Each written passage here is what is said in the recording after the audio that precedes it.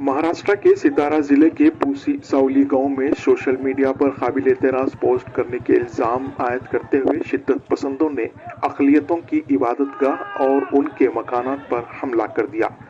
Media report के मुताबिक इलाके में बहुत बड़े पुरतशद्दुद वाक़यात में 2 अफराद हलाक हो गए।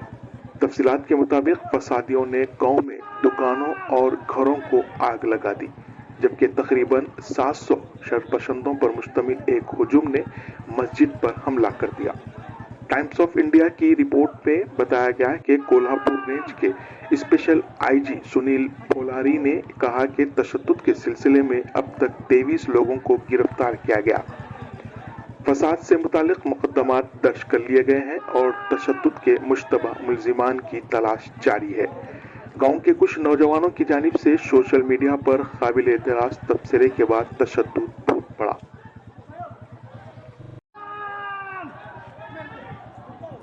पसंदों के एक हुजूम ने बड़े पैमाने पर तशद्दुद किया और गाड़ियों, सरकारी व निजी इमलाक को नुकसान पहुंचाया, लोगों पर हमला कर दिया। पुरतशद्दुद हुजूम को मुंतशिर करने के लिए पुलिस को ताकत का इस्तेमाल करना पड़ा।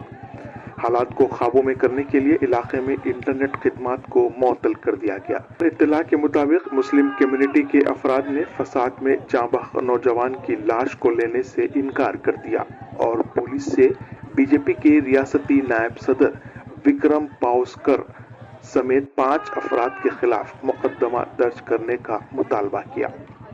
मुंबई उर्दू न्यूज के मुताबिक पूसे वाली गांव में तकरीबन 700 शरपसंदों ने शेड वाली मस्जिद पर हमला कर दिया। हमले में एक 28 साल नौजवान जाँ बहक हो गया। शरपसंदों ने मस्जिद में बड़े पैमाने पर तोड़फोड़ की।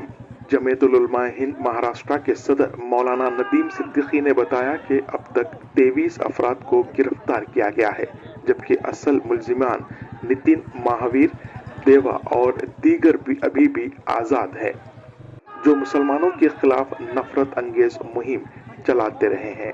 उन्होंने पुलिस से फिरका परस्तों के खिलाफ कार्रवाई करने का मुतालबा किया।